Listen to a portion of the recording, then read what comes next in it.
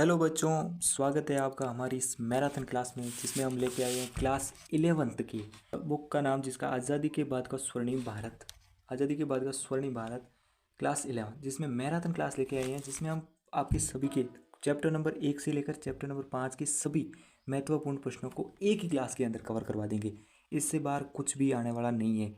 तो चलिए स्टार्ट करते हैं। सबसे पहले हम पहले ही चैप्टर का शुरुआत करेंगे जिसमें आपको पता ही होगा, आपके पाठ का नाम है औपनिवेशिक भारत, सतत शोषण का काल। उसी पार्ट को लेकर हमने पहला क्वेश्चन आपके सामने लेके आए, क्वेश्चन नंबर 1, जिसमें क्वेश्चन है इस हिसाब से आपके क्वेश्चन आने वाले हैं कि औपनिवेशिक शब्द का अर्थ बताना है। औपनिवेशिक शब्द होता है, इसका अर्थ क्या है? औपनिवेशिक शब्द का अर्थ है किसी शक्तिशाली देश द्वारा दूसरे देश पर शासन करना और उसका शोषण करना। औपनिवेशिक शासन, हम जानते हैं कि भारत आज़ादी से पूर्व एक औपनिवेशिक देश था जिसके अंदर भारत अंग्रेजों का गुलाम था। यानी कि भारत एक ईस्ट इंडिया कंपनी, जो ईस्ट इंडिया कंपनी एक किसकी है? इंग्लैंड की एक कंपनी है। तो इंग्लैंड की कंपनी के भारत अधीन था, इसलिए भारत एक औपनिवेशिक है। औपनिवेशिक वो होता है जो किसी दूसरे देश या दूसरी शक्ति के अंडर होता है और वो देश उसका शोषण करता है। उस प्रकार से अंग्रेजों ने भारत का शोषण किया, उसी प्रकार से औपनिवेशिक शब्द का सिंपल सा अर्थ है किसी शक्ति के अंडर रहना और शोषित होना। इसी प्रकार से अगला क्वेश्चन है ड्रेन ऑफ हेल्थ। प्रश्न है ड्रेन ऑफ हेल्थ का अर्थ बताना है। ड्रेन ऑफ हेल्थ क्या है? भारत की धन संपदा, भारत की धन संपदा का ब्रिटेन में बिना किसी प्रतिफल के स्थानांतरण ड्रेन ऑफ वेल्थ कहता है। जो भारत की धन था, भारत का धन यानी कि जैसे सोना, भारत का धन जैसे सोना, सोना को ब्रिटेन में बिना किसी प्रतिफल, प्रतिफल यानी कि कोई हमें फ़ायदा मिले, हमें टैक्स वगैरह कुछ भी नहीं मिलता था, उस सब के बिना वहाँ आराम से हम इंग्लैंड में ले जाते थे। इससे भारत को किसी भी प्रकार कोई फ़ायदा नहीं होता था। उसे ड्रेन ऑफ वेल्थ कहते हैं। इसी प्रकार से अगला क्वेश्चन है जो मोस्ट इंपोर्टेंट है कि औपनिवेशिक शासन में भारत को क्या बना दिया गया था? औपनिवेशिक शासन, औपनिवेशिक शासक जो हमने अभी एक क्वेश्चन नंबर 1 देखा था, जिसमें औपनिवेशिक शासन काल का मतलब होता है किसी शक्ति के अंडर में रहना। तो औपनिवेशिक शासनकाल के समय भारत को क्या बना दिया गया था? तो भारत को ब्रिटेन के लिए कच्चा माल देने वाला उपनिवेश बना दिया था। भारत से कच्चा माल, हमारे यहाँ से जैसे कच्चे वहाँ से सोने के वस्त्र बनने के लिए यहाँ से कच्चे सोने को दिया जाता था, खाद को दिया जाता था, खादी को, जिससे खादी के वस्त्र बनाए जाते थे। यहाँ से कच्चे माल को ले जाते थे और वहाँ से बना के महंगे भाव में फिर वो भारतीयों को ही वापस बेचते थे। इसी प्रकार औपनिवेशिक काल में भारत को बना दिया, क्या बना दिया? उपनिवेश। किसका? कच्चे माल देने का उपनिवेश बना दिया। इसी पहले पार्ट का अगला क्वेश्चन है, अगले क्वेश्चन पूछा है कि स्थायी बंदोबस्त किसने लागू किया था? बहुत इंपॉर्टेंट क्वेश्चन है, आपको एमसीक्यू के रूप में भी पूछ सकता है और एक शब्द के रूप में भी आपको पूछ सकता है कि स्थायी बंदोबस्त। तो लॉर्ड कॉर्नवालिस ने 1793 में स्थायी बंदोबस्त को लागू किया था। 93 में, 1793 के अंदर। तो इसी प्रकार से अगला क्वेश्चन है जो ये लघु उत्तरात्मक की श्रेणी में आ रहा है, जो आपको लगभग 1.5 से 2 नंबर के अंक के अंतर्गत आपको मिल सकता है। इस प्रश्न में पूछा गया है कि भारत की पारंपरिक अर्थव्यवस्था, पारंपरिक जो पुरानी अर्थव्यवस्था थी, अर्थव्यवस्था ब्रिटेन शासन का क्या प्रकार? भाई 1600 में हमारे यहाँ पर ईस्ट इंडिया कंपनी आई थी, तो उससे पहले जो भारत की अर्थव्यवस्था थी, इससे जो पूर्व की अर्थव्यवस्था थी, उस अर्थव्यवस्था पर ब्रिटिश शासन में जब 1600 में ईस्ट इंडिया कंपनी भारत में आई, उसके बाद में क्या प्रभाव पड़ा? तो प्रारंभ में ये पढ़ा था, हमारी किताब में स्पष्ट रूप से लिख रखा है कि पारंपरिक उद्योग धंधे जैसे कि शुरुआत में कपड़े बनते थे, कागज है, धातु है आदि नष्ट हो गई, लोग बेरोजगार हो गए और गांवों में गरीबी बढ़ गई। ऑब्वियसली सीधी सी बात है कि भाई बेरोजगारी बढ़ेगी तो गरीबी बढ़ जाएगी। और ये सब कपड़ा, कागज, धातु आदि जो भारत में ही निर्मित होते थे, जिसका भी पिछले प्रश्न के अकॉर्डिंग हमारे यहाँ से इस चीज़ का कच्चा माल अंग्रेज अपने देश ले जाते और वहाँ के मजदूरों से बनवाते और वहाँ को रोजगार देते, इसलिए हमारे यहाँ पर इसकी अर्थव्यवस्था पूर्णतया बिगड़ गई और हमें वहाँ से पक्का पकाया माल महंगे दामों में मिलता था, जिससे हमारे भारत के लोग खरीद ही नहीं पाते थे। भारतीय अर्थव्यवस्था पूरी तरह त्रस्त हो गई, वो पूरी की पूरी तरह बिगड़ गई और डाउनफॉल आ गया। इसी प्रकार से अगला प्रश्न है ड्रेन ऑफ वेल्थ क्या है, जो अभी शॉर्ट फॉर्म में प्रश्न पूछा गया था 1 नंबर में, उसी प्रकार से ये 2 नंबर में छोटा सा पार्ट पे 2-4 टॉपिक है, इससे ज़्यादा और कुछ नहीं आने वाला है। इसमें प्रश्न पूछा गया ड्रेन ऑफ वेल्थ के कारण क्या थे? तो ब्रिटिश सरकार भारत से कर वसूलती थी। ब्रिटिश सरकार जो भारत में थी, भारतीय राजाओं को उन्हें अपना सुरक्षा के अंदर ले रखा था और उनसे कर वसूलती थी। और भारतीय सैनिकों को, अधिकारियों का खर्च भी भारत से लिया जाता था। वो अपने ही सैनिकों को अपने ही भारतीयों से खर्चा वसूलते थे, उनकी तनख्वाह, उनकी कपड़े, रहने वहने, आने जाने का सारा, और व्यापार के मुनाफे भी इंग्लैंड भेजा जाता था। और जो व्यापार करते थे, भारतीय व्यापार करते थे, भारत से व्यापार करवाते थे, उन सारा मुनाफा बचता था, उस सारे को इंग्लैंड भेजते थे। इसके ये कारण थे, कारण पूछे जा सकते हैं, बहुत इंपॉर्टेंट है। अगर आप पॉइंट लगा के लिखोगे तो भी और भी स्पष्ट रूप से आपको अच्छे मार्क्स मिलने की संभावना है। इसी प्रकार से अगला क्वेश्चन है कि औपनिवेशिक भारत में, औपनिवेशिक भारत आप समझ गए, जो इंग्लैंड या अंग्रेज या ईस्ट इंडिया कंपनी के जो अधीन भारत था, उसमें भारतीय किसानों की क्या स्थिति बनी। भाई बहुत सब कुछ बिगड़ गया था, किसान बिगड़ गए, शिक्षित लोग वो बिगड़ गए, राजा, सैनिक, मजदूर, किसान, सबकी कंडीशन खराब हुई थी। इन्होंने स्पष्ट एक किसान के बारे में पूछा कि भाई किसान की क्या स्थिति, उस समय किसान कहाँ पर था। तो अपन को बताना है कि किसानों पर भारी लगान का बोझ लगा दिया। भाई उन्होंने हजारों प्रकार के कर लगा दिए। आप चाहे कुछ भी करो, चाहे शादी करो, खेत करो, बेचो, कुछ भी खरीदो, कुछ भी बो जमीन में, उस सब पर भारी बोझ। कईयों पर 36 प्रकार के कर, 96 प्रकार के, 93 टाइप्स, अनगिनत उन्होंने कर बोझ लगा दिया, जिसके कर के तले किसान दब गए। उन्हें नकदी फसलें उगाने के लिए मजबूर किया गया, उन्हें मजबूरन कहा गया कि आप इसे ये प्रकार की फसलें उगाओ, ये करो, और वे कर्ज में डूबते चले गए। उसी ये कर्ज में डूबते चले गए, जिसमें हम पढ़ते हैं हमारे हिस्ट्री के अंदर, प्रजामंडलों का निर्माण हुआ, किसान प्रजामंडल हुए, किसान आंदोलन हुए, ये सभी इन्हीं के कारण थे, जिन्होंने पूर्णतया किसानों को त्रस्त कर दिया। अगला क्वेश्चन है, भारत की औद्योगिक पिछड़ेपन के पीछे ब्रिटिश सरकार की क्या भूमिका थी। भाई जो भारत का औद्योगिक क्षेत्र था वो पिछड़ गया, हम जानते हैं भारत का पूर्णतया सब कुछ बिगड़ गया, तो इसके पीछे ब्रिटिश शासन की क्या भूमिका थी। भूमिका तो पूरी ब्रिटिश शासन की थी और किसी की नहीं थी, लेकिन इसमें अपन को बताना कि कारण क्या थे, क्या भूमिका होती। तो वो भूमिका ये थी कि ब्रिटिश सरकार ने भारतीय उद्योगों को समर्थन नहीं दिया। वो अपन को क्यों समर्थन देंगे, वो अपने उद्योग लाएंगे, स्थापित किए, वो अपन को बोला आपको नहीं बन रहा है तो कच्चा माल हमें दे दो, और हम वो पूछते ही नहीं थे, यूं ले जाते थे, फिर अपने देश ले जाते, वहां से बना के अपन को ऊंचे दाम में बेचते थे, जिससे भारतीय उद्योगों को समर्थन बिल्कुल नहीं मिला, और बल्कि उनके खिलाफ नीतियां अपनाई गई, जिससे भारतीय औद्योगिकरण नहीं हो पाया। भारत में पूरी तरह उद्योग को नष्ट कर दिया गया। इसी प्रकार से अगला क्वेश्चन है, ब्रिटिश शासन ने भारतीय शिक्षा प्रणाली को, भाई जो ब्रिटिश शासन था उसने भारतीय शिक्षा प्रणाली, भाई उन्होंने उद्योगों को नष्ट कर दिया, उन्होंने सब कुछ नष्ट कर दिया, किसानों की स्थिति खराब कर दी, उन्होंने खेती फसल सब नष्ट कर दिया, हमारे यहाँ के धन दौलत सब कुछ लूट के ले गए, औपनिवेशिक पूर्णतया उनका था। तो शिक्षा कहाँ से पीछे रहती, शिक्षा प्रणाली की क्या किस प्रकार से प्रभावित हुआ, ये इस प्रकार का प्रश्न बन सकता है, जिसमें इसका आंसर होगा कि शिक्षा को अंग्रेजी माध्यम में प्रशासनिक आवश्यकताओं के अनुसार ढाला गया, जिसमें भारतीयों में हीन भावना, पराधीनता की मानसिकता विकसित हो गई। उन्होंने सिंपल सीधी सी बात कर दी कि भाई हमें अंग्रेजी आती है, आप जानो, आपकी हिंदी जाने, हमें कोई मतलब नहीं है, हमारे अंडर काम कर रहे हो तो आपको शिक्षा भी किस में लेनी पड़ेगी, आपको सिंपल इंग्लिश के अंदर आपको शिक्षा लेनी पड़ेगी। अंग्रेजी भाषा का दिया उन्होंने माध्यम कर दिया, जो आज भी हम ढो रहे हैं। और प्रशासनिक व्यवस्था, जिसके अंदर वो वैसे ही आवश्यकता के अनुसार अपने ही अधिकारियों को लेते थे, व्यक्तियों को लेते थे, अपन को नहीं मिलता था, लेकिन कहीं कहीं हम क्रांतिकारी लोग थे, भारतीय यार आप लोग भी हो, उसी प्रकार से उन्होंने इन चीज़ों को और ज़्यादा बढ़ावा दिया और आवश्यकता के अनुसार उन्हें ढाल दिया गया, जिससे भारतीयों में हीन भावना, सिंपल बात है भाई, अब जैसे हिंदी पढ़ने वाले को उर्दू दी जाएगी तो वो हीन भावना तो पैदा होगी, तो वो हीन भावना पैदा होगी और पराधीनता की मानसिकता विकसित होगी कि भाई हम तो अब गुलाम ही रहने वाले हैं, अपना कुछ नहीं होने वाला है। इसी प्रकार से शिक्षा प्रणाली, इस ढांचे को भी अंग्रेजों ने पूरी तरह से तृष नष्ट कर दिया। अगला क्वेश्चन है, ये दीर्घ उत्तरात्मक है, जो आपको 4 से 5 से 8 नंबर के बीच में मिक्स मिल सकता है, 8 मार्क्स से 6 मार्क्स का भी मिल सकता है। इसी प्रकार से आपका पेपर, कहीं पर पेपर अलग अलग होता है, कहीं पेपर 50 नंबर का होता है, कहीं कहीं पेपर 70 नंबर का होता है, तो आपके किस हिसाब से होगा उस हिसाब से है।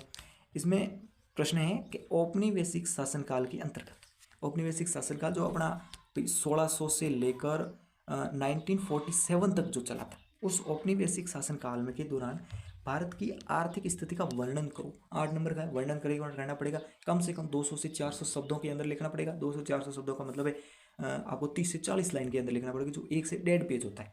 तो औपनिवेशिक शासनकाल के दौरान भारतीयों की आर्थिक स्थिति अत्यधिक दयनीय हो गई, न खाने को न पीने को, सब कुछ लाले पड़ रहे थे। भारत को एक कच्चा माल उत्पादक उपनिवेश बना दिया, जो हमने पीछे पढ़ा वही चीज़ है, चैप्टर में कुछ नहीं, 2 से 4 लाइनें ही इंपॉर्टेंट है, उसी से क्वेश्चन बढ़ने वाले हैं, बना दिया गया। और ब्रिटिश उद्योगों के लिए बाजार के रूप में प्रयोग किया गया, ब्रिटिश उद्योगों को बाजार बना दी, यहाँ ला के बाजार बना दी, उनके उद्योग धंधे खड़े कर दिए, कहा भाई यही अब आप दुकानें हैं, यही बाजार है, यही शोरूम है, आप यहीं से खरीदो, आपको कहीं और से कुछ नहीं मिलने वाला। पारंपरिक उद्योग समाप्त कर दिए गए, जिसमें खेती है वगैरह, कपड़े उद्योग थे जो भारतीयों के थे, अपने खुद के पर्सनल थे, उन सबको उन्होंने नष्ट कर दिया। बोला अभी जींस कपड़े पहनो आप, ये धोती कुर्ते पजामे सब छोड़ो। किसानों से भारी लगान वसूला गया और उन्हें नकदी फसलों के लिए बाध्य किया गया। और ड्रेन ऑफ हेल्थ की प्रक्रिया भारत को आर्थिक रूप से कमजोर बना दिया। रेलवे, डाक, टेलीग्राफ जैसे विकास कार्य केवल ब्रिटिश प्रशासनिक एवं व्यापारिक हितों के लिए किए गए। इस प्रकार भारत में आत्मनिर्भरता व्यवस्था को पूरी तरह से नष्ट कर दिया। पर अंग्रेजों ने सब कुछ गड़बड़ी किया, इसके सिवा अंग्रेजों ने कुछ भी नहीं किया। ये कुछ लोग बोलते हैं कि भाई उन्होंने रेल भी विकसित की, डाकघर, टेलीग्राफ सब कुछ व्यवस्था की। वो वहाँ उनके देश में थे, अपने देश में नहीं थे। वो यहाँ पर उसके बिना सर्वाइव नहीं कर पा रहे थे। वो अपने फायदे के लिए यहाँ से कच्चे माल को ले जाने के लिए वो रेलवे का साधन लेते थे। यहाँ से वो मजदूरों को बिजूलिया बना के ले जाते थे। इन सब के लिए रेलवे को उन्होंने विकसित किया। फिर उनको यहाँ से वहाँ तक सूचना को पहुंचाने के लिए बहुत समस्या का सामना करना पड़ता था। उस समय मोबाइल वगैरह थे नहीं। फिर टेलीग्राम थोड़ा थोड़ा विकसित हो रखा था, इसलिए वो उनके देश में हो रखा था, भारत में नहीं था। उन्होंने अपनी व्यवस्था के लिए उसको डाकघर और टेलीग्राम और रेलवे 3 चीज़ों को विकसित किया, लेकिन वो अपने कार्य के लिए केवल ब्रिटिश प्रशासनिक और व्यापारिक हितों को ध्यान में रखकर, न कि भारतीयों के हितों को ध्यान में रखकर। इस प्रकार से इस प्रश्न का आप आंसर बहुत अच्छे से, बहुत वर्णनात्मक रूप से लिख सकते हैं। अगला क्वेश्चन है ड्रेन ऑफ वेल्थ। ये क्वेश्चन आपको किसी भी हालत में मिलेगा, चाहे 2 नंबर में मिले, चाहे 3 नंबर में मिले, चाहे 6 नंबर में मिले, हर हालत में इस क्वेश्चन को आपको याद करके जाना है। ड्रेन ऑफ वेल्थ की प्रक्रिया को समझिए और इसके भारत पर प्रभाव बताइए। इसका भारत पर प्रभाव क्या पड़ा, ये था क्या।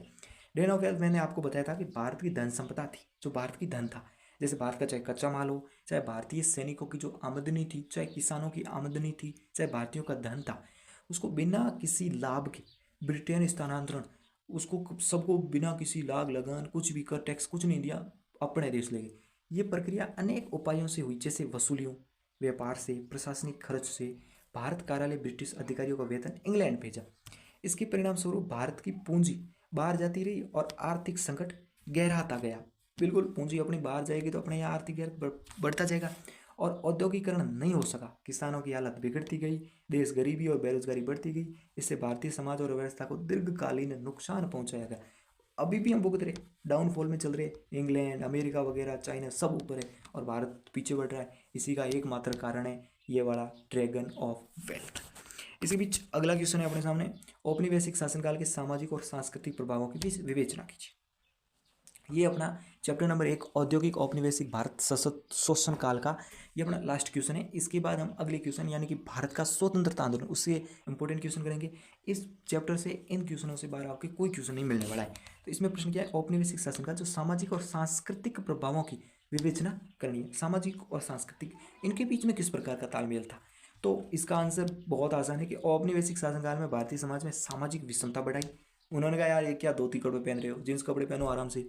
जाति व्यवस्था को बनाए रखने गया और महिलाओं की स्थिति में सुधार के बजाय अपेक्षा की गई। अपेक्षा करने का अर्थ होता है उनको मतलब बहुत ज़्यादा रुलाया गया। और अंग्रेजों ने भारतीयों को शिक्षा दी, लेकिन वह केवल अपनी प्रशासनिक जरूरतों के अनुसार। पिछला प्रश्न भी पढ़ा था कि उन्होंने शिक्षा, जो प्रश्न आया था उस प्रश्न के अकॉर्डिंग उन्होंने भारतीयों को शिक्षा वही दी जो उनकी प्रशासनिक और उनकी व्यवस्था, उनके ढांचे को हम और सुधार सके, इसलिए उन्होंने दी। इससे ज़्यादा कुछ नहीं। भारतीयों की हीन भावना उत्पन्न हुई, अंग्रेजी संस्कृति को श्रेष्ठ माना जाने लगा। इससे भारतीय समाज में आत्मविश्वास में कमी आई, सांस्कृतिक अस्मिता को नुकसान पहुंचा। इस प्रकार औपनिवेशिक शासन के न कि आर्थिक बल्कि सामाजिक सांस्कृतिक रूप से भारत को कमजोर बनाया। इसी प्रकार से इन्होंने ये आपका चैप्टर नंबर 1 कंप्लीट होता है। अगले चैप्टर का जो पहला क्वेश्चन है उस क्वेश्चन में है कि भाई 1857 की क्रांति किस नाम से जानी जाती है। तो बहुत बेसिक सा क्वेश्चन है जो हर किसी को आता है कि प्रथम स्वतंत्रता संग्राम। अंग्रेजों ने तो इसे दबाने की कोशिश की थी। उन्होंने कहा था कि ये एक नॉर्मल छोटा सा उपद्रव था जिसमें कुछ ज़्यादा कुछ नहीं था, लेकिन हमारे कवियों ने वगैरह ने इनको नाम प्रथम स्वतंत्रता संग्राम 1857 की क्रांति के नाम से प्रसिद्ध कर दिया। इसी की तरह से जैसे दूसरा क्वेश्चन है, क्वेश्चन नंबर 2, भारतीय राष्ट्रीय कांग्रेस की स्थापना किसने की। ये एक भारत की नेशनल लेवल की पार्टी है जिन्होंने। क्वेश्चन नंबर 2, भारतीय राष्ट्रीय कांग्रेस की स्थापना किसने की थी।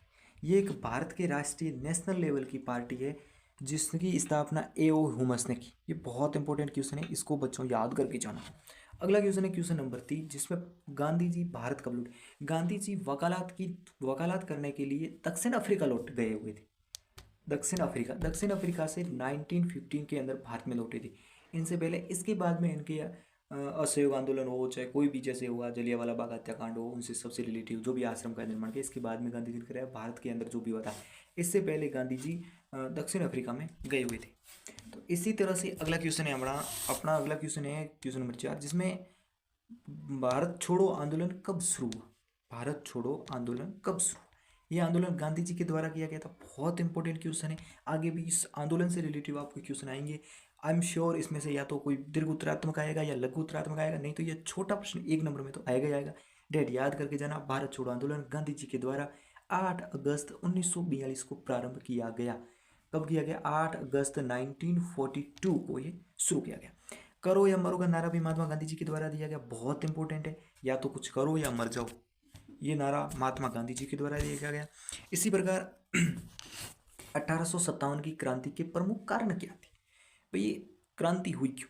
पिछले प्रश्न में दिया था कि ब्रिटिश साम्राज्य ने भारत में क्या कुछ किया, कितना आतंक मचाया, कितनी गरीबी फैलाई, हमारे साथ कितनी लूट मार हुई, सब कुछ इस चैप्टर में बताया कि भाई उनसे हमने छुटकारा किस प्रकार से पाया। तो उस छुटकारे का एक प्रमुख कारण भी 1857 की क्रांति है। 1857 की क्रांति, इसके कारण पूछ रहा है, रीजन क्या थे?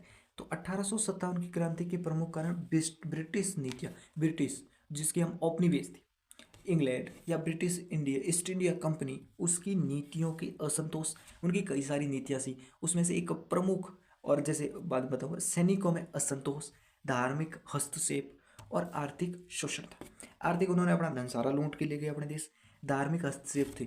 इसका धार्मिक कारण क्रांति का प्रमुख और उत्तेजित अचानक कारण बना था कारतूस की गोलियां, जिसके अंदर कैसे ऐसे कहते थे कि जो भारतीय सैनिक थे उन्होंने वो गोलियों के ऊपर उन्हें पता चला कि सूअर की चर्बी लगी हुई है, जिसे उन्होंने यूज़ करने से मना कर दिया। तो अंग्रेज अधिकारियों ने जबरदस्ती यूज़ करने के लिए बोला, इसलिए एकदम धार्मिक असंतोष भी था। सैनिकों में असंतोष था क्योंकि वो अंग्रेजों को उच्च पदों पर रखते थे, अयोग्य होते हुए भी उन्हें ज़्यादा वेतन वगैरह मिलता था, और ब्रिटिश की नीतियों से सब असंतोषी थे। अपन को क्या मिल रहा था? सब अंग्रेजों को मिल रहा था। ये प्रमुख 1857 की क्रांति के कारण थे, जो आप स्पष्ट रूप से क्रम वाई लिख सकते हो। इसमें ऐसे क्रम बना के 1 नंबर जैसे ब्रिटिश नीतियों असंतोष, 2 नंबर सैनिकों का असंतोष, 3 नंबर धार्मिक हस्तक्षेप, 4 नंबर आर्थिक शोषण वगैरह वगैरह, आप क्रम वाई लिखोगे तो बहुत अच्छा और स्पष्ट रूप से दिखेगा। इसी प्रकार नेक्स्ट हमारा क्वेश्चन है, स्वदेशी आंदोलन क्या था? सारे आंदोलन हो रहे थे किसी भी प्रकार का, उसी में एक स्वदेशी आंदोलन बहुत इंपॉर्टेंट आंदोलन है। इसके बारे में हर बार एग्जाम पूछता है, ये शायद पिछली बार भी एग्जाम में आया था। स्वदेशी आंदोलन 1905 में 1905 में बांग्लादेश विभाजन, बहुत इंपॉर्टेंट है। बांग्लादेश विभाजन को ये प्रश्न पूछा जा सकता है। तो बांग्लादेश विभाजन 1905 में हुआ था। विभाजन के विरोध में शुरू हुआ किसके? 1905 में बांग्लादेश का विभाजन हुआ। बांग्लादेश का विभाजन किसने किया? सिंपल अंग्रेजों ने किया। विरोध में हुआ जिसमें स्वदेशी वस्तुओं का बहिष्कार और स्वदेशी वस्तुओं को अपनाने पर बल दिया गया। उन्होंने कहा कि हम ब्रिटिश की जितनी भी वस्तुएं उनका हम यूज़ नहीं करेंगे, पूर्ण रूप से बंद कर देंगे और स्वदेशी वस्तुओं का यूज़ करेंगे। ये इस स्वदेशी आंदोलन मतलब स्वदेशी वस्तुओं का अपनाना और विदेशियों का बहिष्कार करना, जिस प्रकार से अभी चल रहा है मेड इन इंडिया को अपनाना, मेड इन चाइना को त्यागना, उसी प्रकार से उस समय भी बहिष्कार का सिस्टम चलता था। अभी अगला गांधी जी। गांधी जी सबसे पहले 1905 के अंदर दक्षिण अफ्रीका से वकालत करके भारत लौटे थे। भारत आने के बाद उन्होंने इम्पोर्टेंट ये 3 आंदोलन किए थे, जिसमें पहला आंदोलन असहयोग आंदोलन 1920 के अंदर किया, काफ़ी हद तक सफल रहा था। फिर सभी ने अवज्ञा आंदोलन की थी। इन्होंने प्यार से आंदोलन किए थे, जिसमें इन्होंने लाठी वगैरह नहीं उठाया था। इन्होंने अपने ज्ञान और बलबूते से इन्होंने आंदोलन किया। ये सवनीय अवज्ञा आंदोलन जो 1930 में हुआ, और भारत छोड़ो आंदोलन 1942 में जो पूर्णतया एकदम सक्सेसफुल रहा था और अंग्रेजों को भारत छोड़ के जाना पड़ा था। ये गांधी जी के तीनों आंदोलन मोस्ट इंपॉर्टेंट, वेरी इंपॉर्टेंट, जितने स्टार लगाने लगा लो, क्वेश्चन में 100% एक क्वेश्चन आएगा ही आएगा। अगला क्वेश्चन है जलियांवाला बाग हत्याकांड। जलियांवाला बाग हत्याकांड हर एक बच्चे को कक्षा 6 से लेकर कक्षा 6-12 तक हर बार एग्जाम में पूछा जाता है। जलियांवाला बाग हत्याकांड 13 अप्रैल 1919 को, सभी को पता है 13 अप्रैल 1919 को अमृतसर के जलियांवाला बाग हत्याकांड में जनरल डायर, इसका हत्यारे का नाम पूछा जा सकता है जनरल डायर, निहत्थे लोगों पर गोलियां चलाई जिसमें सैकड़ों लोग मारे गए। बिल्कुल अशांतिपूर्वक इस बाग के अंदर, जो जलियांवाला बाग है अमृतसर पंजाब के अंदर ये स्थित है। अमृतसर पंजाब के अंदर अपने लोग हिंदुस्तानी आराम से जुलूस कर रहे थे, आराम से बैठ के वो आंदोलन कर रहे थे। इसने बिना कुछ चेतावनी दिए, बिना कुछ बताए निहत्थे, जिसके पास कोई हथियार नहीं होते, उन पर 13 अप्रैल 1919 को तब तक गोलियां चलाने का आदेश दे दिया जब तक कि कारतूस यानी कि गोलियों के अंदर भरी हुई, वो बंदूकों के अंदर भरी हुई गोलियां खत्म न हो जाए, तब तक उन्होंने गोलियां चलाई, जिसमें सैकड़ों लोग अपनी जान गंवा बैठे। उसे जलियांवाला बाग हत्याकांड कहते हैं। अगला क्वेश्चन है गांधी जी ने चंपारण में किस मुद्दे पर सत्याग्रह किया था? तो नील की खेती पर। नील की खेती पर किसानों की समस्या थी, उस समस्या को लेकर नील की खेती किसान करना नहीं चाहते थे, लेकिन उन्हें मजबूरन अंग्रेजों के द्वारा करवाई जाती थी और उन्हें अपनी खेती का 1/4 हिस्सा, 1 बटा उनको मिलता था और चौथा हिस्सा हिस्सा अंग्रेजों को मिलता था। उनका चौथा हिस्सा जो खेती होती थी उसका 25% किसानों को मिलता और 75% अंग्रेजों को देना पड़ता था। इसलिए इन्होंने कहा हम खेती नहीं करेंगे, मगर अंग्रेज बोल रहे कि आपको करना ही पड़ेगा, अगर भारत में रहोगे तो करना पड़ेगा। इस मुद्दे को लेकर चंपारण में किसानों की समस्या को सुनी और गांधी जी ने सत्याग्रह किया था। अगला क्वेश्चन है क्वेश्चन नंबर महात्मा गांधी। महात्मा गांधी का भारतीय स्वतंत्रता आंदोलन में क्या योगदान था?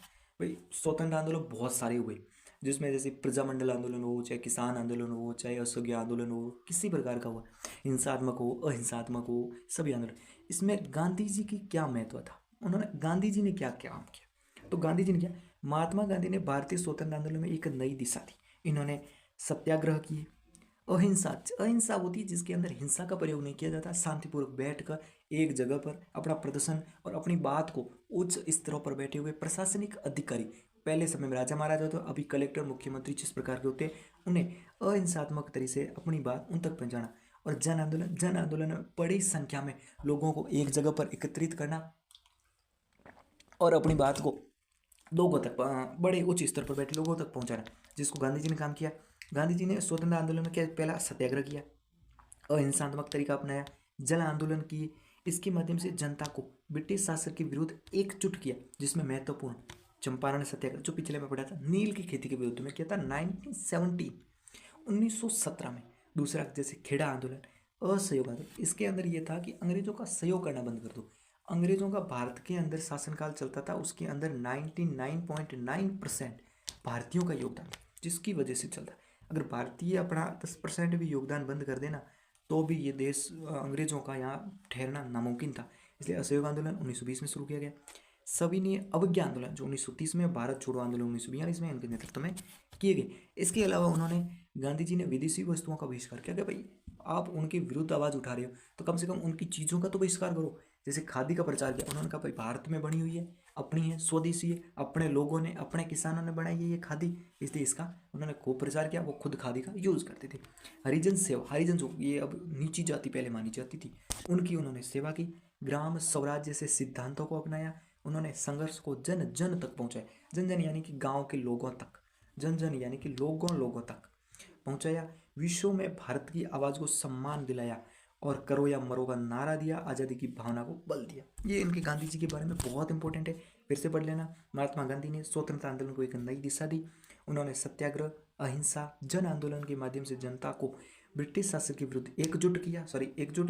चंपारण सत्याग्रह 1970, खेड़ा आंदोलन, असहयोग आंदोलन 1920, सविनय अवज्ञा आंदोलन 1930 और भारत छोड़ो आंदोलन 1942 इनके नेतृत्व में किया गया। इसके अलावा गांधी जी ने विदेशी चीज़ों का बहिष्कार किया, खादी का प्रचार किया, हरिजन की सेवा की, ग्रामीण स्वराज जैसे सिद्धांतों को अपनाया। उन्होंने संघर्ष को जन जन तक पहुंचाया और विश्व में भारत की आवाज़ को सम्मानपूर्वक सम्मान दिलाया और करो या मरो का नारा दिया। बहुत इंपॉर्टेंट है, करो या मरो का नारा किसने दिया था। इसी प्रकार अगला क्वेश्चन है जो इस चैप्टर का लगभग लास्ट क्वेश्चन ही होगा। इसके बाद में हम अगला क्वेश्चन करेंगे जिसमें भारत में संवैधानिक विकास की प्रक्रिया के बारे में बताया गया है। अगर आप इन प्रश्नों को अगर याद करके जाते हो, इन प्रश्नों को समझ के जाते हो, तो आपके जितने भी नंबर का पेपर हो 70 नंबर का, तो 65 100% इन्हीं क्वेश्चनों में से मिलने वाला है। बाहर इसमें से कुछ भी नहीं जाने वाला है। अगर आप इसको ध्यान से समझते तो आपने आज दिन तक कुछ भी नहीं पढ़ा या फिर इसने आपने इस किताब को पूरी तरह पढ़ रखा है। अगर आप राजस्थान बोर्ड से इसको एग्जाम को दोगे तो 100% आप इसको क्लियर कर लोगे, इसकी गारंटी मैं देता हूँ। अगला क्वेश्चन पढ़ते हैं। तो भारतीय स्वतंत्रता संग्राम कौन सा? 1857 की क्रांति। इसका महत्व बताओ भाई। 1857 की क्रांति भी हुई, कई बार सफल हुई, कई कुछ हद तक नहीं भी हुई, तो इसका कुछ महत्व हुआ, फायदा हुआ या नहीं हुआ? तो 1857 की, इसका आंसर है कि 1857 की क्रांति को भारत में स्वतंत्रता संग्राम के रूप में जाना जाता है। मतलब पहली बार हमने कोशिश की थी कि हाँ हमें भी स्वतंत्र तो होना चाहिए, इनके बीच हम क्यों रहे अंदर। इसी प्रकार से ब्रिटेन ईस्ट इंडिया कंपनी के खिलाफ सैनिकों और आम जनता का विद्रोह था। इसके शुरुआत में मेरठ हुई, धीरे धीरे पूरे भारत में फैल गई, जिसमें महत्वपूर्ण झांसी की रानी लक्ष्मीबाई और नाना साहेब, तात्या टोपे, बहादुर शाह जफर, ये मुगल सम्राट था जो मुगल सल्तनत का अंतिम बादशाह भी मान सकते एक प्रकार से नाम मात्र था। जैसे अनेक नेताओं ने भाग लिया और ये आंदोलन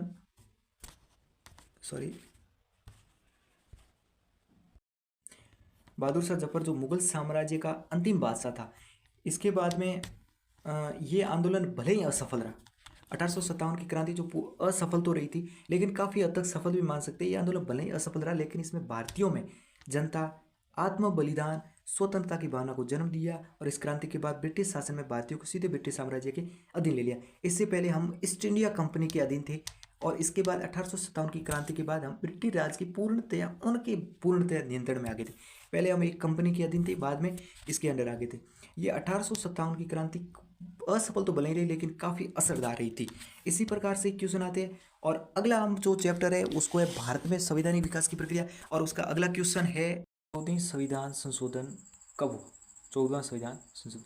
भारतीय संविधान बनने से लेकर अब तक 106 बार कुल संशोधन हो चुका है। उसमें से हमें पूछा गया, आपके चैप्टर में इस स्पष्ट रूप से बता रखा है कि 14वें संविधान संशोधन जिसमें क्या हुआ था, ये 1962 में हुआ था। अगला क्वेश्चन है, भारत का पहला संविधान निर्माण पंडल किससे बनाया गया। संविधान निर्माण का जो पंडल था वो कहाँ बनाया गया, तो ये वायसराय माइकल ओ ने 1990 लंदन अधिनियम के तहत बनाया गया। कुछ खास क्वेश्चन नहीं था, लेकिन इंपॉर्टेंट है। अगला क्वेश्चन है, गोविंद वल्लभ पंत समिति का कब वर्ष क्या था, वर्ष क्या था, मतलब ये कब बनाई थी गोविंद वल्लभ पंत समिति, ये 1946 में बनाई गई थी। ठीक है। अगला क्वेश्चन है कि संविधान सभा का अधिनियम कब बना, तो ये 1946 सबको याद है लगभग। अगला क्वेश्चन है, भारतीय संविधान लागू होने की तारीख पूछी गई है, 26 जनवरी 1950। भारत का संविधान 26 जनवरी 1950 को लागू हुआ था। इसके सिवा अगला क्वेश्चन आ सकता है कि भारत का संविधान मूल रूप से तैयार कब हुआ था, तो ये अपना नवंबर में हो गया था। अगला क्वेश्चन है 1919 में मॉन्टेग्यू चेम्सफोर्ड सुधार क्या था। ये सुधार ब्रिटिश शासन में भारतीयों को नियोजन प्रक्रिया को अधिक भागीदारी के लिए लाया गया था। इन्हें केंद्रीय और प्रांतीय स्तरों पर स्वशासन यानी कि डोमिशियल स्टेट में पहला कदम बताया गया। इंपॉर्टेंट क्वेश्चन है। अगला क्वेश्चन है 1935 में पीरल अधिनियम के प्रमुख तत्व, तो इसमें थे पीरल अधिनियम था 1935 में आया था, जिसके मुख्य तत्व इनमें प्रांतीय स्वशासन, स्थानीय न्यायिक पालिका की स्थापना और प्रांतीय वित्तीय व्यवस्था की स्थापना, ये तीन इसके प्रांत थे। बहुत इंपॉर्टेंट क्वेश्चन है। ये तीनों प्रांतों के बारे में अलग अलग भी आपको पूछा जा सकता है। अगला क्वेश्चन है कि संविधान सभा के सदस्य कैसे चुने गए थे। भाई संविधान की सभा में जिसमें ब्रिटेन के सदस्य थे, ब्रिटेन के सदस्य थे, भारत के मुस्लिम समुदाय के, हिंदू समुदाय के, पाकिस्तान समुदाय के, अलग अलग कांग्रेस लीग के अलग अलग सदस्य थे, उनके चयन कैसे किया, तो प्रांतीय विधानसभाओं के द्वारा निर्विरोध और प्रतिस्पर्धा चुनाव के जरिए कुछ सदस्य नामांकित किए गए और कुछ रियासत और कुछ समुदायों से लिए गए। इस प्रकार से इनका चयन हुआ। अगला क्वेश्चन, के संविधान सभा के पारूल समिति के अध्यक्ष कौन थे।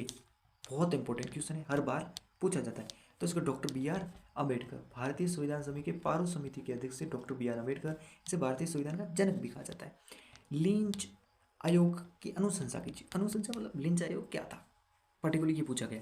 तो प्रांतीय स्वशासन और बढ़ाने के लिए विधानसभा में भारतीय प्रतिनिधित्व का विस्तार करना, काफ़ी इंपॉर्टेंट क्वेश्चन है ये भी। अगला क्वेश्चन है जिसमें भारत के संवैधानिक विकास की प्रक्रिया 1919 से 1950 तक का विस्तार से बताइए। भारत में संविधान विकास, भाई भारत में संविधान की सबसे पहले मूल नींव 1919 में उठ गई थी कि भारत का अपना संविधान होना चाहिए, इसे स्वतंत्र होना चाहिए वगैरह वगैरह। तो इसके लिए 1950 तक क्या प्रक्रिया थी, तो इसमें हुआ था कि भारत में संवैधानिक विस्तार विकास की प्रक्रिया सर्वप्रथम विश्व युद्ध 1919, प्रथम विश्व युद्ध जो 1914 से 1918-19 के बीच में चला था, उस समय मॉन्टेग्यू चेम्सफोर्ड सुधार से प्रारंभ हुआ, जिसमें केंद्र प्रांतीय भारतीय समितियों के सुशासन मिला। इसमें 1935 का गवर्नमेंट ऑफ इंडिया एक्ट 1935 बहुत इंपॉर्टेंट है, आगे भी आपको कम्पिटिटिव एग्जाम में हर प्रकार से ये क्वेश्चन मिलते रहेंगे। एक मौलिक दस्तावेज बना, और इसके बाद में जिसे एक स्थानीय ढांचा प्रस्तावित किया और प्रांतीय सुशासन और इस विस्तारित किया। द्वितीय विश्व युद्ध के बाद संविधान सभा, द्वितीय विश्व युद्ध जो 1939 से 1942 के समथिंग लड़ा गया था, उसके बाद 1946 में जिसकी नेतृत्व संविधान सभा, द्वितीय विश्व युद्ध के बाद भारतीय संविधान सभा की स्थापना की गई। उस सभा के जिसका नेतृत्व डॉक्टर राजेंद्र प्रसाद ने किया। इसका सबसे पहले अस्थायी अध्यक्ष भी चुना गया, जैसे सच्चिदानंद सिन्हा, जिसे आप याद रख सकते हो, क्वेश्चन भी पूछा जा सकता है। और स्थायी अध्यक्ष के रूप में जिसका नेतृत्व भी कह सकते हैं हम, संविधान का नेतृत्व किया, भारत के प्रथम राष्ट्रपति के रूप में भी हमारे डॉक्टर राजेंद्र प्रसाद थे। संविधान सभा की वृहद विचार विमर्श के बाद डॉक्टर बी आर अम्बेडकर जो जनक है, जिन्होंने पूरा पारो समिति के अध्यक्ष बनाया और संविधान का मसौदा तैयार किया, इसलिए इन्हें जनक भी कहा जाता है। अगला आगे इन्होंने भारतीयों की सहभागिता विभिन्न आयोजन जैसे कि लाल उदयन सिंह समिति, गोविंद वल्लभ पंत समिति के सुझावों से संवैधानिक रूप दिया, और अंत में 26 नवंबर 1950 को अंगीकृत संविधान, मूल संविधान जो तैयार हो गया, जिस पर अंतिम दिन हस्ताक्षर किए गए, अंत में वो 26 नवंबर 1949 को अंकित किया गया है और इसे 26 जनवरी 1950 को भारत में लागू किया। उस दिन से गणराज्य भारत हुआ। भारत का संविधान विश्व का सबसे लंबा, विस्तृत और बड़ा संविधान है। इसके बाद में 1935 में गवर्नमेंट ऑफ इंडिया एक्ट के प्रभाव की सीमाएं भी लिखी। 1935 में जो अधिनियम आया था उसकी कुछ सीमाएं थी। जैसे गवर्नमेंट ऑफ इंडिया एक्ट 1935 में भारतीय संवैधानिक इतिहास में संघीय व्यवस्था का संकलन, प्रांतीय सुशासन का विस्तार पेश किया। इसमें भारतीय नेताओं की कार्यपालिका और विधायिका की अधिक स्थान मिला और विधान परिषदों की विधानसभा को सशक्त किया गया। और इसमें अभी भी गवर्नमेंट जनरल, राज्यपालों के विशेष अधिकार, रिजर्व्ड पावर प्राप्त होते हैं। वित्तीय सोसाइटी सम्मिलित है और केंद्रीय कभी स्थापित नहीं हुआ। परिणाम, अधिनियम पूर्णतया स्वशासित प्राप्ति से लक्ष्य को पूर्ण नहीं कर सका, किंतु ये भारतीय नेताओं को संवैधानिक संघर्ष के लिए तैयार करने में सहायक रहा। इस प्रश्न को आप फिर से एक बार पढ़ सकते हैं पॉज करके वीडियो को। और अगला चैप्टर है जिसका नाम है नेहरू की वैचारिक विरासत एवं वैज्ञानिक दृष्टिकोण। अगला क्वेश्चन है, भारत के प्रथम प्रधानमंत्री कौन थे? भारत के प्रथम प्रधानमंत्री का नाम पूछा गया। ऐसे भी सिंपल क्वेश्चन भी आते रहते हैं जिसमें आपके चैप्टर में दिया हुआ है। तो भारत के प्रथम प्रधानमंत्री का नाम है पंडित जवाहरलाल नेहरू। इंपॉर्टेंट है, याद रखे जाना, किसी को पता नहीं है तो। Discovery of India, discovery of India पुस्तक के लेखक कौन थे? इसको किसने लिखी थी? लेखक का नाम 100% एक पुस्तक के बारे में पूछा जाता है, चाहे कौन सा भी हो। आपके ये डिस्कवरी ऑफ इंडिया लिखा हुआ है, इसमें पंडित जवाहरलाल नेहरू ने लिखा था। और नेहरू जी का जन्म भी कभी कभी पूछा जाता है, तो 14 नवंबर 1889 को, 14 नवंबर 1889 को ये भारत के प्रथम प्रधानमंत्री थे। ये इंपॉर्टेंट है, याद रखना। अगला क्वेश्चन है, वैज्ञानिक सोच को बढ़ावा देने के लिए नेहरू जी ने किस आयोग की स्थापना की थी? भाई पंडित जवाहरलाल नेहरू जी ने वैज्ञानिक सोच को, उन्होंने कहा था कि वैज्ञानिक सोच ही भारत के विकास की रीढ़ की हड्डी है। तो इस रीढ़ की हड्डी को उन्होंने आगे बढ़ने के लिए, इसको बढ़ावा देने के लिए एक आयोग की स्थापना की थी। वो कौन सा आयोग था? तो वो था भारतीय विज्ञान एवं प्रौद्योगिकी आयोग। भारतीय विज्ञान एवं प्रौद्योगिकी आयोग इंपॉर्टेंट आयोग है, याद करना। अगला है नॉन अलाइनमेंट। अगला क्या है? अगला है नॉन अलाइनमेंट मूवमेंट, यानी कि NAM, नॉन अलाइनमेंट के संस्थापक नेताओं में नेहरू जी के साथ कौन? भाई NAM के संस्थापक का पूछा जा सकता है कि NAM का संस्थापक कौन है, तो इसका आपको आंसर बताना है कि पंडित जवाहरलाल नेहरू। ये भी पूछा जा सकता है कि संस्थापक का नाम और उनके साथ में और कौन कौन से नेता भी पूछ सकते हैं, या फिर पूछ सकते हैं कि NAM यानी कि नॉन अलाइनमेंट मूवमेंट के सदस्य कौन कौन थे। तो आपको बताएं सुकौरनी, नासिर और टीटू। आपको नंबर लगा के लिखना है, 1 नंबर, 2 नंबर और 3 नंबर, और 1 नंबर पे अपने पंडित जवाहरलाल नेहरू जी का नाम लिखना है, क्योंकि वो इसके संस्थापक थे। अगला क्वेश्चन है जिसमें पंडित जवाहरलाल नेहरू वैज्ञानिक दृष्टिकोण क्या था? उनकी वैज्ञानिक दृष्टिकोण क्या था? मैंने बताया था कि उन्होंने भारत के विकास को, वैज्ञानिक दृष्टिकोण को भारत के विकास में उसकी रीढ़ की हड्डी बताया था। तो नेहरू जी का मानना था कि वैज्ञानिक सोच से ही भारत का समग्र यानी सारा यानी कि पूर्णतया अगर आप भारत का विकास करना चाहते हो तो इसके लिए वैज्ञानिक सोच जरूरी है, और वैज्ञानिक सोच से ही समग्र विकास संभव है। उन्होंने कहा तर्क, विश्लेषण और परीक्षण आधारित सोच के पक्षधर थे, और उन्होंने विज्ञान को विकास की रीढ़ की हड्डी, जो मैंने अभी आप बताया सारा विकास करना है, उन्होंने अपनी रीढ़ की हड्डी बताया, तो विकास को रीढ़ की हड्डी माना। अगला प्रश्न है, जो योजना आयोग की स्थापना क्यों की गई? जो योजना आयोग था, योजना आयोग में उन्होंने कहा कि भारत का अगर समग्र विकास करना है, और भारत आर्थिक और सामाजिक और औद्योगिक रूप से तीनों रूप में पिछड़ा हुआ था। भारत चाहे औद्योगिक रूप में हो, चाहे आर्थिक रूप में हो, चाहे सामाजिक रूप में हो, चाहे शिक्षा के क्षेत्र में हो, हर क्षेत्र में पूर्णतः पिछड़ा हुआ था। तो इन्होंने कहा कि अगर भारत का समग्र विकास करना है तो इसके लिए एक योजनाबद्ध तरीके से करना पड़ेगा। इसलिए इन्होंने 3 पंचवर्षीय योजनाएं भी चलाई। उनसे पहले इन्होंने एक योजना आयोग भी बनाया इन पंचवर्षीय योजनाओं को क्रियान्वित करने के लिए। तो ये योजना आयोग बनाया था, ये 1950 के अंदर बनाया गया। कब बनाया गया? योजना आयोग जो 1950 के अंदर नेहरू जी के द्वारा बनाया गया। इसमें समावेशी और नियोजित विकास हेतु, ताकि संसाधनों का प्रभावी उपयोग हो सके, इसके लिए संसाधनों का प्रभावी उपयोग करने के लिए इन्होंने योजना आयोग की स्थापना की थी। अगला प्रश्न है कि नेहरू जी के समाजवाद की मुख्य विशेषता क्या थी? तो ये सिंपल है, उनका समाजवाद लोकतांत्रिक था, जो गरीबी हटाओ, समानता बढ़ाओ और सार्वजनिक क्षेत्रों को मजबूती करने के लिए इनका ये था समाजवादी की तरफ उनकी विशेषताएं थी। अगला प्रश्न है जिसमें पंचशील सिद्धांत किस संदर्भ में महत्वपूर्ण है। पंचशील जो सिद्धांत था वो किसके संदर्भ में महत्वपूर्ण है। तो पंचशील जो सिद्धांत था वो सिद्धांत नेहरू जी की विदेशी नीति, अन्य देशों के साथ जो कंट्रीब्यूशन उनके अन्य देश या विदेशी नीति थी उसके अंदर उनकी पंचशील सिद्धांत था, जिसमें आधारशिला विदेशी देशों के बीच में क्या आधार होना चाहिए, उनके शांतिपूर्ण और सह अस्तित्व, उनके साथ किस प्रकार से हमें युद्ध वगैरह से निपटना करना है, हस्तक्षेप न करना आदि बातें शामिल थी। ये सब पंचशील सिद्धांत के अंतर्गत आता है। अगला प्रश्न है कि नेहरू जी को बालकों को क्यों प्रिय थे। जो नेहरू जी थे वो बालकों को बहुत ज़्यादा प्रिय थे। किसको? बालकों को प्रिय क्यों थे? इसलिए उन्हें बालक चाचा कहते थे। चाचा या चाचा नेहरू के नाम से जानते थे। उनका स्वभाव बालकों के प्रति बड़ा ही स्नेही था। वो बड़े प्यार से बच्चों से पेश आते थे। उनका जो उनके प्रति जो प्रेम था वो स्नेही थे और बच्चों के साथ वे बिताता समय पसंद करते थे। उनका सबसे पसंदीदा समय भी बालकों के साथ समय बिताना था, इसलिए उन्हें चाचा नेहरू के नाम से बच्चे जानते थे। इसी प्रकार अगला प्रश्न है नेहरू जी की वैज्ञानिक विरासत।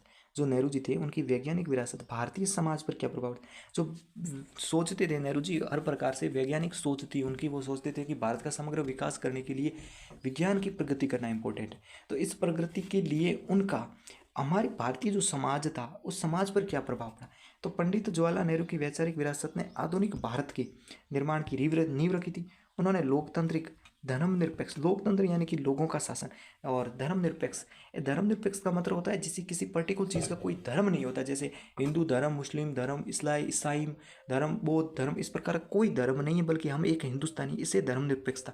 समाजवादी और वैज्ञानिक दृष्टिकोण प्रबल समर्थक थे।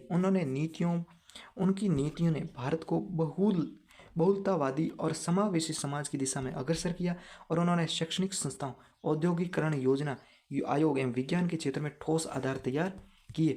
इसी तरह से उनका समाजवाद राज्य के सक्रिय हस्तक्षेप द्वारा गरीबी हटाने और समान अवसर प्रदान करने में विश्वास रखता था। बालकों, युवाओं, महिलाओं, किसानों के प्रति उनकी दृष्टिकोण ने सामाजिक न्याय की दिशा में प्रगति की और उन्होंने विदेशी नीति ने भारत को वैश्विक मंच पर पहचान दिलाई। सबसे पहले नेहरू जी ने ही विदेशी नीति अपनाई थी और जो सर्वश्रेष्ठ विदेशी नीति थी, और उन्होंने अपने भारत देश को विदेशी देशों में भारत को वैश्विक मंच पर पहचान दिलाने में अहम भूमिका निभाई। इसी तरह अगला है कि नेहरू जी का वैज्ञानिक दृष्टिकोण भारत के विकास में कैसे सहायक बना। जो पहला प्रश्न था जिसमें नेहरू जी का जो वैज्ञानिक दृष्टिकोण था वो दृष्टिकोण भारतीय समाज पर किस प्रकार से प्रभाव पड़ा। और उसी तरह से अगला प्रश्न है ये भी, वो या तो वो आएगा या आएगा कि भारत के जो विकास हुआ था उसके अंदर ये दृष्टिकोण में किस प्रकार हेल्प था। तो इसमें था कि पंडित जवाहरलाल नेहरू की सोच ने भारत के विकास की नींव माना था। भारत के जो वैज्ञानिक सोच थी ये भारत की नींव थी विकास की। उन्होंने शिक्षण संस्थाओं जैसे IIT, एम्स, इसरो की स्थापना की और अनुसंधान को बढ़ावा दिया। उनका मानना ये था कि अंधविश्वास, जातिवाद, ये शब्द है, अंधविश्वास और जातिवाद और रूढ़ियों की मुक्ति से केवल वैज्ञानिक दृष्टिकोण से ही संभव है। अंधविश्वास, जातिवाद और रूढ़िवाद से बाहर निकलना यानी कि उनसे मुक्ति प्राप्त करने का एकमात्र तरीका था वैज्ञानिक दृष्टिकोण से ही संभव था। और विज्ञान और प्रौद्योगिकी के प्रति उनके झुकाव ने भारत को औद्योगिक, तकनीकी और शिक्षा के क्षेत्र में मजबूत किया। और इसी तरह उन्होंने युवाओं में तार्किकता और नवाचार की भावना को बढ़ावा दिया। भारत में वैज्ञानिक टेम्पर क्या, इसके बारे में पूछा जा सकता है, या वैज्ञानिक प्रवृत्ति को संविधान के में मौलिक कर्तव्य के रूप में शामिल करने की प्रेरणा दी, लेकिन वो मौलिक कर्तव्य में भी शामिल नहीं है। उन्होंने प्रेरणा दी कि दृष्टिकोण को मौलिक कर्तव्य में शामिल कर दो। इसी तरह से ये इस चैप्टर के हो गए। अगले चैप्टर की वाइज इस बुक आज़ादी के बाद का स्वर्णिम भारत की किताब क्लास 11 का लास्ट चैप्टर, जिसमें सुनियोजित विकास एवं सशक्त भारत के निर्माण की आधारशिला नेहरू जी की भूमिका क्या थी इसमें, इस लेसन से आपके काफ़ी इंपॉर्टेंट क्वेश्चन है जो आपको 20 से 25 नंबर के बीच में आपको प्रश्न मिल सकते हैं, जो दीर्घोत्तरात्मक सभी प्रकार के क्वेश्चन मिलेंगे। जो भी इस चैप्टर से इंपॉर्टेंट क्वेश्चन बढ़ने वाले थे वो मैं सारे के सारे क्वेश्चन एक ही जगह पर लेके आया हूँ। तो इसमें आपसे अगर आप इन प्रश्नों को एक बार कर लेंगे तो इसके बाद में इससे बाहर आपको कोई प्रश्न नहीं मिलेगा। तो उन प्रश्नों में पहला प्रश्न है, भारत में नियोजित विकास की प्रक्रिया कब शुरू हुई थी। भारत में नियोजित विकास की प्रक्रिया कब शुरू हुई थी? तो इसका आंसर है भारत में पहली पंचवर्षीय योजना के साथ में। भारत की पहली पंचवर्षीय योजना कब शुरू हुई तो आपको पूछा जाए तो ये 1951 के अंदर हुई थी। ठीक है, इंपॉर्टेंट क्वेश्चन है। अगला क्वेश्चन है क्वेश्चन नंबर 2, जिसमें योजना आयोग की स्थापना कब हुई थी। जो इस चैप्टर का क्वेश्चन नंबर 2 है जिसमें योजना आयोग था उसकी ये पिछले चैप्टर में भी एक क्वेश्चन आया था इसकी, उसमें केवल 1950 लिखा होता है, इसमें डेट है 15 मार्च 1950 को इस योजना आयोग की स्थापना हुई थी। इंपॉर्टेंट क्वेश्चन है। अगला है नेहरू जी का आर्थिक नीति किस सिद्धांत पर आधारित थी? नेहरू जी की आर्थिक नीति किस सिद्धांत पर आधारित थी? तो वो थी लोकतांत्रिक समाजवाद। लोकतांत्रिक समाजवाद इंपॉर्टेंट क्वेश्चन है। अगला क्वेश्चन है नेहरू जी भारत के पहले प्रधानमंत्री थी, उनके समय किस प्रकार की मिश्रित अर्थव्यवस्था अपनाई गई थी? तो मिश्रित अर्थव्यवस्था के बारे में पूछा गया था, इसमें सार्वजनिक और निजी क्षेत्रों को महत्व दिया गया था, जिसमें सार्वजनिक क्षेत्र और निजी क्षेत्र इनको महत्व दिया था। ऐसी मिश्रित व्यवस्था थी, निजी क्षेत्रों और सार्वजनिक क्षेत्रों को मिलाकर। आधुनिक भारत का निर्माता किसे कहते हैं? तो पंडित जवाहरलाल नेहरू, सभी को पता होता है। अगला प्रश्न है पंचवर्षीय योजना का उद्देश्य क्या था? भारत के अंदर कुल पंचवर्षीय योजनाएं शुरू की गई थी। प्रथम पंचवर्षीय योजना थी वो 1951 से 1956 के बीच चलाई गई, ये पहली थी। और दूसरी जो पंचवर्षीय योजना थी उस योजना को 1956 से 1961 के मध्य चलाई गई। और जो तीसरी पंचवर्षीय योजना थी, तीसरी को 1961 से 1966 के मध्य चलाई गई, 1966 के। इन तीनों का सन आपको याद रखना है। पहली जो 1951 से 1956 तक, और द्वितीय जो 1956 से 1961 तक, तीसरी 1961 से 1966 तक, तीनों का सन पूछा जा सकता है। इसमें पंचवर्षीय योजना थी ये तीनों, जो पहली, दूसरी और तीसरी। इन तीनों का उद्देश्य क्या था? तो पंचवर्षीय योजना का उद्देश्य कृषि, उद्योग, शिक्षा और स्वास्थ्य। क्या क्या इनका उद्देश्य? कृषि, उद्योग, शिक्षा और स्वास्थ्य जैसे क्षेत्रों को समग्र यानी पूर्णतया छोटी से छोटी इकाई का विकास करना, और आर्थिक असमानता को समाप्त करना। आर्थिक जो असमानता है, जैसे कृषि में बहुत कम आर्थिक होती है जबकि उद्योग में बहुत ज़्यादा, इन असमानता को बराबर करने के लिए पंचवर्षीय योजनाएं प्रारंभ की गई। इसी बीच अगला क्वेश्चन है नेहरू जी ने बुनियादी ढांचे के विकास के लिए क्या कदम उठाए? तो उन्होंने सिंचाई परियोजनाएं लाई, इस्पात संयंत्र स्थापित किए, भारी उद्योग, बड़े बड़े उद्योग स्थापित किए, तकनीकी संस्थाओं जैसे IIT, इन प्रकार की संस्थाओं की स्थापना की, और भारत को आधारभूत संरचना को मजबूत किया। अगला क्वेश्चन है नेहरू जी की दृष्टि में सार्वजनिक क्षेत्र का महत्व था। भाई सार्वजनिक क्षेत्र अपन कह सकते हैं गवर्नमेंट का जो क्षेत्र होता है, जो सरकार के अंडर होता है, उस क्षेत्र का क्या महत्व था? वे सार्वजनिक क्षेत्र को आर्थिक विकास का प्रमुख साधन मानते थे, जिसमें बेरोजगारी हटाई जा सके और गरीबों को सशक्त बनाया जा सकता है, उनकी गरीबी को दूर किया जाए और उन्हें भी विकसित किया जाए। इसी तरह से अगला क्वेश्चन है जिसमें भारत में वैज्ञानिक संस्थाओं का स्थापना का पीछे क्या उद्देश्य है? जैसे इसरो है अपना, इस प्रकार की जो वैज्ञानिक संस्थाएं स्थापित की गई, इनके पीछे उद्देश्य क्या था? तो आधुनिक विज्ञान और तकनीक को बढ़ावा देना, नवाचार को प्रोत्साहित करना, आत्मनिर्भर भारत की नींव रखना, ये इन संस्थानों का उद्देश्य था। क्या करना था? आधुनिक विज्ञान और तकनीकी को बढ़ावा देना और नवाचार को प्रोत्साहित करना और आत्मनिर्भर भारत बनाना। इसी तरह अगला क्वेश्चन है नेहरू जी के अनुसार सशक्त भारत की पहचान क्या थी? भाई सशक्त भारत कब बनेगा? सशक्त भारत क्या है? ये नेहरू जी की नज़र से देखिए तो आर्थिक में आत्मनिर्भर होना चाहिए, अपन को किसी की जरूरत नहीं होनी चाहिए भारत को किसी दूसरे देश से लोन लेने की। तो आर्थिक रूप से आत्मनिर्भर होना चाहिए, सामाजिक समानताएं होनी चाहिए, यहाँ पर भेदभाव नहीं होने चाहिए, और वैज्ञानिक सोच और लोकतांत्रिक मूल्यों पर आधारित राष्ट्र होना चाहिए। इसके आप पॉइंट बनाकर इस प्रकार से लिखोगे तो और बेटर दिखेगा। इसी तरह अगला क्वेश्चन है नेहरू जी ने नियोजित भारत के लिए क्यों आवश्यक थी? नेहरू जी की नियोजन विकास नीति थी, उसके बारे में आपने चैप्टर में देखा होगा। नियोजन नीति जो भारत के लिए आवश्यक क्यों थी? तो ये इसलिए आवश्यक थी क्योंकि आज़ादी के समय भारत सामाजिक और आर्थिक, सामाजिक में बहुत सारे भेदभाव थे, रूढ़िवाद चलता था इसमें, और आर्थिक रूप से काफ़ी तरह पिछड़ गया था, औपनिवेश काल रहा था, जिसमें आपने पहले चैप्टर में क्वेश्चन देखा होगा, बहुत अच्छे से समझा होगा। भेद पिछड़ गया था। नेहरू जी ने महसूस किया, उन्होंने सोचा कि क्यों ना बिना योजनाबद्ध विकास के राष्ट्र का समग्र उत्थान संभव नहीं है। बिना योजना के तो ये उल्टा सीधा विकास करने से भारत का विकास नहीं हो सकता, क्योंकि भारत पूर्णतया पिछड़ चुका था, चाहे सामाजिक रूप से हो, चाहे आर्थिक रूप से हो, चाहे अदर फील्ड में, हर फील्ड में भारत पूर्णतया पिछड़ चुका था। तो इन चीज़ों को उनका उत्थान करने के लिए पूर्णतया सामाजिक विकास भी और आर्थिक विकास भी, ये सारा विकास एक साथ करने के लिए नेहरू जी ने सोचा कि ये बिना योजना, किसी योजना के बिना, आपको बिना योजना के कोई एग्जाम भी क्लियर नहीं कर सकते, देश का विकास करना बहुत कठिन होता है। इसलिए योजनाबद्ध विकास जिसको राष्ट्र का समग्र उत्थान संभव नहीं है, इसलिए उन्होंने पंचवर्षीय, इन्होंने भाई 5 वर्ष का लक्ष्य लेकर इन्होंने योजनाएं चालू की, जिस प्रकार से उन्होंने की थी मैंने अभी पिछले में बताया था। पिछले क्वेश्चन के अकॉर्डिंग देखो, इन्होंने पहली पंचवर्षीय योजना 1951 में, दूसरी 1956 में और तीसरी इन्होंने 1961 में। इस प्रकार से इन्होंने योजना क्रमबद्ध इन्होंने योजनाएं लागू की, जिससे कि देश का आसानी से विकास किया जा सके। पंचवर्षीय योजना शुरू की जिसका लक्ष्य शिक्षा, कृषि, उद्योग और स्वास्थ्य जैसी सेवाओं को संतुलन करना, मतलब उनका एकदम समग्र पूर्णतया विकास करना, जो पूर्णतया पिछड़ चुकी थी। उनका ये मानना था, किनका, नेहरू जी का, कि गरीबी, अशिक्षा और बेरोजगारी जैसी समस्याओं का समाधान योजना आधारित विकास से ही संभव है। उन्होंने मिश्रित अर्थव्यवस्था अपनाई, जिससे मिश्रित अर्थव्यवस्था जिसमें सामाजिक और आर्थिक दोनों को, निजी क्षेत्र और निजी क्षेत्र और सार्वजनिक क्षेत्र को अपनाकर मिश्रित अर्थव्यवस्था अपनाई, जिसमें राज्य और निजी दोनों की भूमिका थी। इसमें भारत ने औद्योगिकरण, बुनियादी ढांचे और विज्ञान के क्षेत्र में बड़ी प्रगति की थी। बहुत इंपॉर्टेंट क्वेश्चन है। इसी बीच अगला है कि नेहरू जी ने सशक्त भारत के निर्माण के लिए कौन कौन से संस्थान स्थापित किए, उनका उद्देश्य क्या था। नेहरू जी ने कई सारे संस्थान स्थापित किए, ताकि जैसे विज्ञान के क्षेत्र में हो, चाहे उद्योग के क्षेत्र में, हर प्रकार के क्षेत्र में। तो इनके पीछे ये कौन कौन से थे, पहला, और दूसरे ये स्थापित किए, इनके पीछे उद्देश्य क्या था। यूं तो नहीं बनाते कि हर चीज़ का उद्देश्य होता, तो उद्देश्य क्या था वो बताना।